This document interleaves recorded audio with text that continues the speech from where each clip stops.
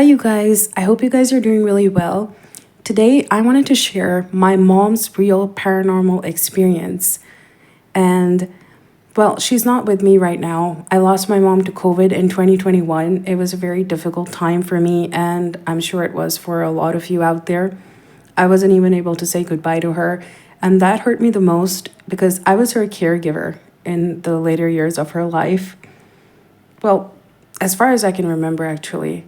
I think that's a funny thing about the relationship we share with our parents is that we end up taking care of them as they grow old, like they're our children. And anyway, yeah, I would like to share one more thing. After she passed away, she has come and visited me in my dreams. And in all these dreams that she has come, she had messages and she basically conveyed to me that she's doing okay on the other side. That brought me a lot of relief. I don't know if any of you ever experienced this, but yeah, I think my heart would like to believe that she's absolutely doing okay on the other side and she's free of any pain and suffering. My mom was very active in her lifetime, but after she got arthritis, she had difficulty walking. And in 2017, so this is when this paranormal incident happened with her. And she really believed this, and I believed her because my mom didn't have so many paranormal experiences, but this one, it really creeped her out. And I don't know how many times she recounted this to me in disbelief because she was always baffled by this one incident. So in 2017, she was scheduled for a knee replacement surgery, which was very successful, by the way. And the hospital in which she was admitted, that hospital has a rich history. I didn't know how creepy it was until this transpired with my mom. And then later on, her nurse, who she befriended, that was my mom's quality amongst many others. She could befriend absolutely anybody, okay? So when this happened with my mom's nurse also opened up about a lot of stuff that goes on in this hospital.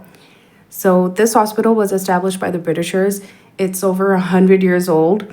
And when my mom had the surgery, she was there for a week in this hospital. And they placed her in a special ward when she was done with the surgery and recovering. So this happened one night. It was a summer night. It was summertime when this happened. So she was just resting and it was 12 a.m. and her nurse was also in the room. Now, all of a sudden, my mom hears someone brooming right outside the hallway. Now, the cleaning services, they don't come around at midnight and broom away to glory because that is obviously going to disturb the patients. So she found it a little bit odd because the brooming was not just like one sweep. Someone was really brooming away to glory hard. So my mom was just looking at the nurse and she also, she didn't say much to my mom, but she went outside to check what's going on. So the moment she goes outside, and my mom couldn't walk right then because she was recovering, she was in bed. Her nurse immediately walked back in and she was visibly kind of agitated. My mom asked her, like, is everything okay? And she just smiled at her and told her, yeah, it's fine. Just go to sleep. It's nothing. And my mom just ignored that. She was like, okay, whatever. And she was lying down. This is what really creeped her out. She told me this. As she lay down, she turned to the left side. Actually, she turned on her right side. And on her left side in the bed, she felt an absolute shiver. Okay, she felt a very cold, frozen presence. Like, if someone touches you with ice, she actually felt someone lay right next to her on the left side of the bed. There was nobody there. There's just a single bed where she was laying at. And she just had chills because it was not just a cold spot. Her entire left side of her body just became frozen as if someone just laid ice beside her. And this happened right after she heard the brooming noise outside of the hall. And that brooming noise stopped, by the way, the moment the nurse walked outside to check on it. So she found that really odd. And the next day, she, of course, told me about this right away. And when she was talking to her nurse and she said, this is kind of weird. Did you feel anything? Because all these days that she was there, she didn't feel anything like that. And it's not as if the room temperature was really cold, it was moderate. They maintained the temperature. This was ice cold. Now, when my mom came back home, her nurse was assigned to take care of her like for a couple of days until she gets back on her feet. And I was also her caregiver, so I was also taking care of her. The nurse opened up so much because my mom kind of held her down, and she just knew that she's hiding something. You know how you can just tell sometimes when someone is kind of hesitant to share stuff? And that's pretty understandable because she's employed there and she doesn't want to get into trouble. But my mom was really nice and she would never do that, like go tattletale on someone. But anyway, that was out of the question. Anyway, when she started coming over to our house, that's when she really opened up, the nurse, about what goes on there. The nurse has another sister. Both of them are nurses at this hospital. And she said one incident that happened. So this is all that happened with my mom in that hospital. And she always had the heebie-jeebies recollecting this incident. And the next experience, which her nurse shared, was really even more scary because that creeped my mom out all the more. This nurse, she has an elder sister who also does night duties in this hospital. One night, again, it was like summertime, 9:30 p.m. at night, and her patient was inside resting. So she came outside to drink some water, and it was super duper hot. And she also, I guess she was making a phone call on her cell phone. She had a cell phone outside, and nobody else was there because it is restricted. You know how hospital have particular visitation times? It was the same in this hospital. So at that time, no one was there, and she was just walking up and pacing up and down the hallway and talking on the phone gently, and there was no wind because this is like peak summertime in Asia. So she's just standing in the middle of the hallway, minding her business, talking on the phone, and she has a bottle of water in the other hand. Whereas out of nowhere, all of a sudden, there's this sudden gush of wind that just came at her, and she felt someone slap her really hard, slap her so hard across the body that she just fell on the chair. There was like a chair nearby in the hallway. She just fell there. She stumbled upon the chair, clinging on for her dear life. And she was so stunned because there was nobody there, no one there. And it was not even windy outside. It was so hot. It was just dry, not a single leaf moving like that. So she felt a tight slap across her face, near her face and neck area. And she was so shook that she just rushed inside the patient's room.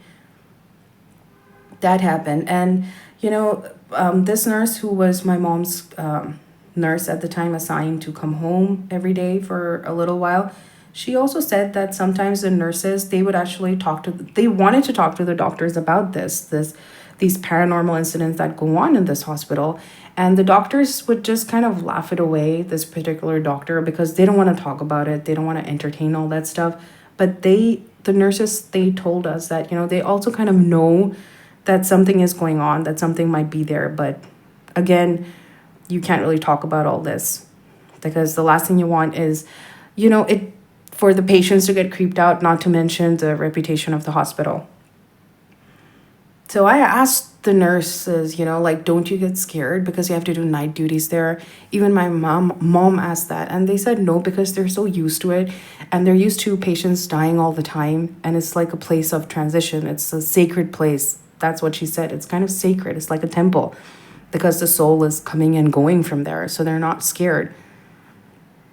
Her sister's job was to take care of the patient once they pass away in a different ward and clean the body up and get them prepared for the last rites or to take them to the morgue. I remember when I used to visit my mom at this hospital, I would bring her food. She loved home-cooked food. And right downstairs across the building where my mom was, there was a gigantic morgue there as well. And it was just a little bit unnerving because I would see patients, the loved ones of the patient who might have passed away, crying there outside, which is really natural and common, but it just kind of messes with you. So this did happen with my mom.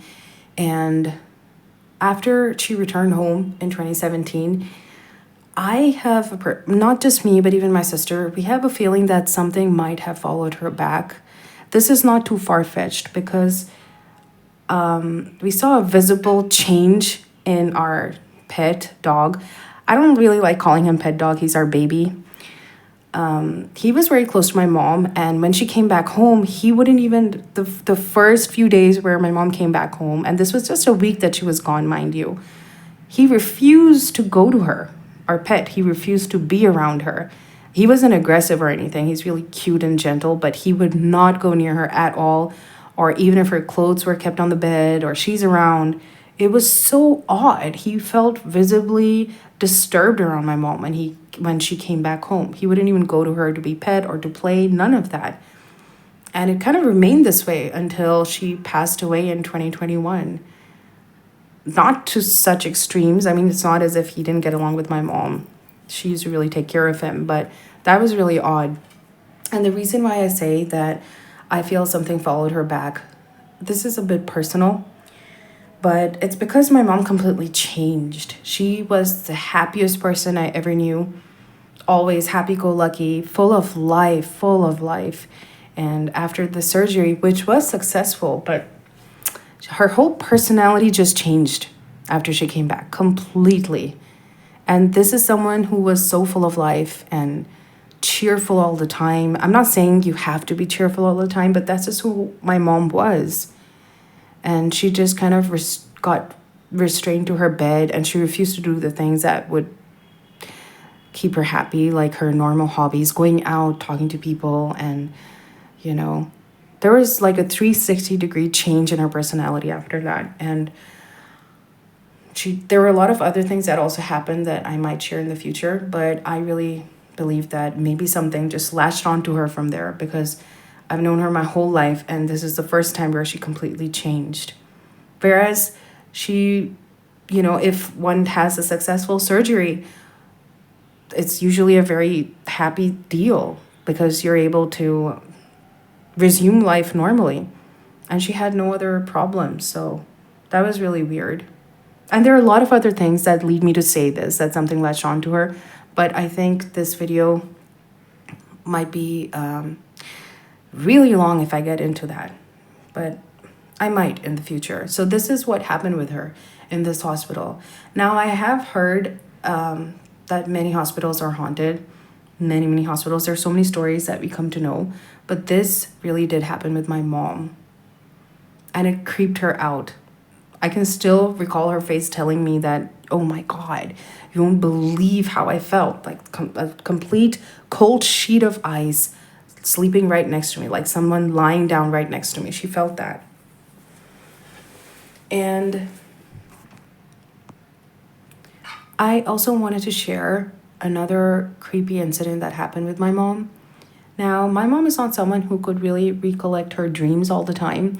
They say all of us, we dream every night, but some of us only are able to retain the memory of those dreams.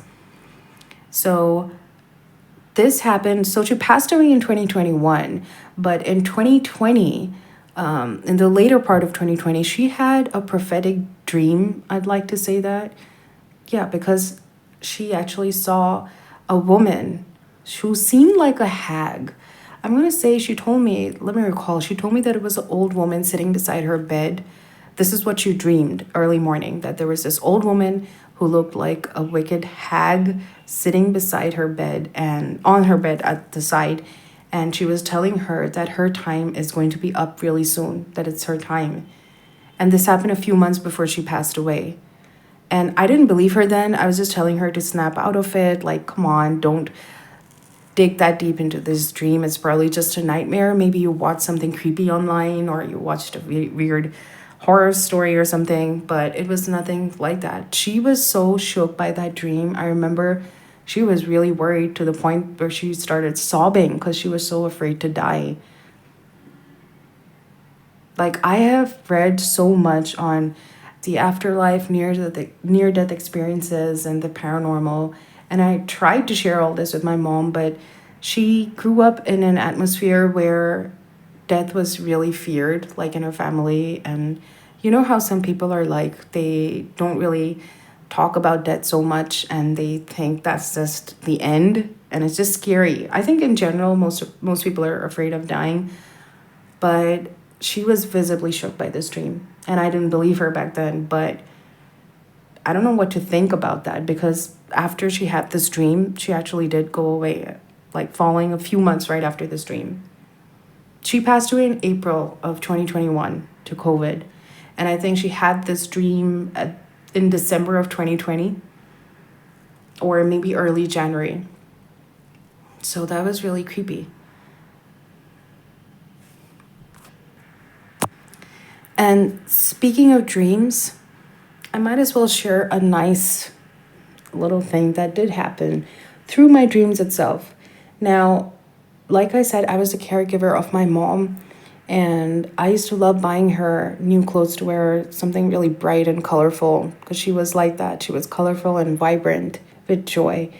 I used to buy her a lot of nice sweaters, really nice colored sweaters, and she would love that. She would love them. By the way, she was not at all materialistic. I had to literally force her to tell me what she'd like me to get her. You know, she was a sweetheart. So when she passed over in the following weeks, I actually saw her just stare in my dream, early morning in my dream. She actually came to me, and I was mourning badly. And during that time, obviously. So I saw her just staring at me, and she was smiling. She had a glow around her and she was smiling, and she was actually wearing a new sweater. And this was not any of the sweater that I got her before. And she was telepathically, she wasn't moving her lips, but she was telepathically communicating to me that this is a new sweater and it's given by God and she's taken care of. I mean, she didn't literally say the word God, but that's what she implied, that where she is at, she's being taken care of. And she was just smiling. And it was a beautiful sweater. I still remember the sweater. And that was really reassuring to know that she's okay. She's all right there. That was one of the dreams. Those were one of the dreams. I think the reason why I'm telling you this is because not all dreams have to be bad. Yes, dreams do carry messages. They do convey certain meanings, or sometimes maybe they are predictions of what might be coming around the corner. And I have had dreams since I was a little girl. I've always seen incidents that have actually transpired. And I know there are a lot of people who experience this, and I guess I'm one of them. Since as far as I could remember, I could actually see things happen in my dream which would actually transpire in real life, from train accidents to crashes to people dying. I know how positive this sounds right now, but it is what it is. It actually did happen. And I had no control over it. There was a time where I actually prayed to God, to the universe, to stop these dreams, to stop me from seeing these dreams, because it would really scare me when it would happen. And I was so small back then, but I have no control over it. I guess it never really stopped, and I still do see certain dreams, numbers, messages. There was a time where I actually read Dr. Brian Weiss, and he was, if you don't know who Dr. Brian Weiss is, he's a regression therapist, a pioneer in that field, one of them. And this was in a video where someone was asking him, or he was talking about dreams, and he encouraged to keep a dream journal. So I actually had a dream journal where I began writing down whatever I see, and I even drew some of the things that I saw. So, okay. Okay, the reason why I'm smiling is because my sweet husband came here with my coconut drink. Say hi, honey. Hi to YouTube. Hello to YouTube. Okay, so hang on.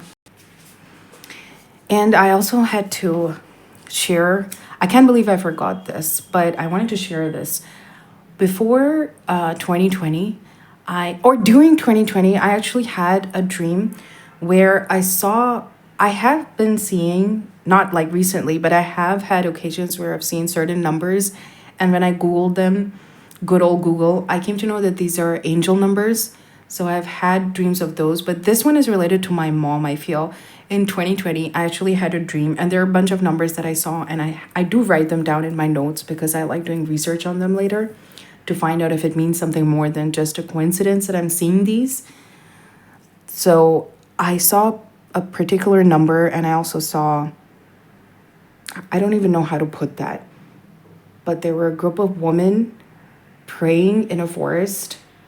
I'm not going to go deep into that because I don't want to sound like a cray cray, but that number, I'll stick to the number that I saw and I Googled it. I think it was 210 or something. I have it written down, but it basically meant to be prepared because there's a shift that's coming in my life, a shift. And there could be some sort of loss, but not to worry because my guardian angels are with me. Now, in retrospect, when I look at that, I feel this is the shift that was coming in my life. And I remember sharing this with my mom, who was alive at that time. And I had no idea this was going to happen. And I told her, okay, this is what I read and this is what I saw. I hope I'm not going to lose anybody around me because this is what it says, that there's what I could make of this sudden loss. My heart was telling me that maybe I'm going to lose someone. I remember even sharing this with my mom.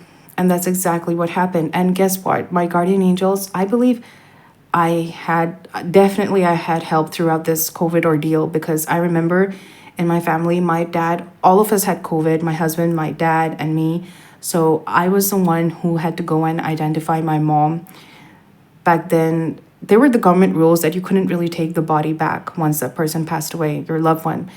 As per the government rules in this country, you had to wait, and the hospital themselves took the body at the cremation grounds. So I had to rush and I had to go through, it was kind of gory, and this might be disturbing for some of you, but I had to like walk through piles and piles of bodies and identify my mom's. Yeah, so it was very difficult. What the reason why I'm telling you this is because I had to handle it all on my own. There was no way that I was going to allow because my dad was really affected by COVID, even my husband. But I was relatively not, even though I had COVID, it was not that severe. And I guess I was blessed by angels to handle it all, to go there and to burn my mom's body. And it was chaotic. It was just a storm that I somehow crossed over by myself, but with the help of God. There's no other way to say it. And I think even my mom was there with me, helping me out. Because I remember I had to I had to give in a written application that I am her daughter and to release the body for cremation. And luckily, they allowed me to write it in English because you have to write it in their local language where I am right now. So that happened. And it went, right now, it just seems like a crazy dream that we walked out of, you know. So dreams and these messages that we get, they're not just a coincidence. I really do feel that there's always a meaning inside if you only keep an open heart and read up on it and educate yourself, because information is really useful and freeing. You don't have to just wonder what's going on. You can actually research and learn for yourself. Anyway, so these are just a couple of experiences that I thought I'd share. And this particular incident really creeped out my mom back then. And I don't know, like I said, how many times she used to just confide this in me, that this actually happened. And there are many other creepy things that followed this, by the way, after my mom came back home, like I said. And I might share that in the future. Okay, so thank you so much for staying with me all this time, if you did. And I hope you guys stay really well and stay blessed. And I will come back with more experiences real soon.